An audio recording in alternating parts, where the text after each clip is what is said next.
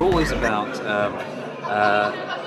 being storyboards for the little director inside your head. So you'd see a panel and your imagination would kick in and it would just transport you to a whole other world. They were my friends when I was growing up, and to this day I feel that comics, or rather sequential art, whether it's a comic or a graphic novel, is still that same portal to transport you away to another world. If you've had a bad day at school, or a bad day at work, or a row with your wife, or a row with your husband, whatever it is.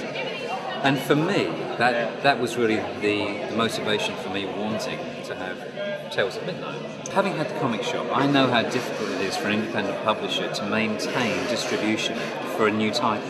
It's very difficult. There is only really one major distributor for comic books in the world, and that's a company called Diamond Distribution.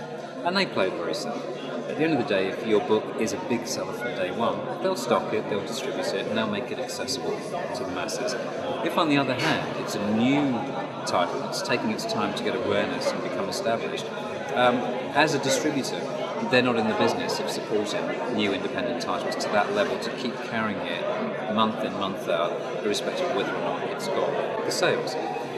And knowing this, I thought, well, I really want to tell the story about these characters in Tales of Midnight. And I self-published the comic to begin with myself in the shop, and it sold out, which was great. But I knew that even though it sold out in a relatively limited run, it wasn't enough to really make a distribution company like Diamond get behind it and keep behind it month after month. So I decided the best thing to do was to try and create an awareness and a demand for it outside of the comic industry through a licensing campaign to try and get companies interested in the characters, either through their imagery or through the story, and ask companies if they've been producing products which would create brand awareness for the characters and the property ahead of the comic book being published through the comic industry. We've got these fantastic things. These are desktop calendars. You can peel the character off and put it on your exercise book, your lunchbox, collectible sketchbooks,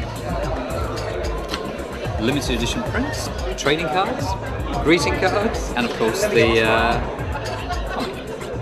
a whole bunch of stuff. It's a love story, but it's a love story set against the backdrop of the road from revenge to redemption. It's a love triangle between a woman, a father, and her lover, but it doesn't start out that way. It starts out basically with a situation where you have Sarah, who's the strong female character, and Midnight, who's our hero. Midnight doesn't know who Sarah is behind her mask. Sarah knows who Midnight is behind her mask, and she's blackmailing him into helping her track down and find the guy that she believes is responsible for the death of her mother. The guy they're after is in fact Sarah's father, but he doesn't know he's got a daughter.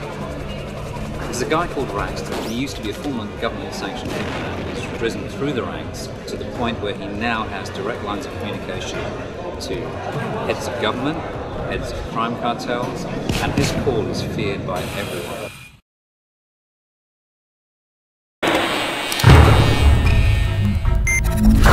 Censors Online.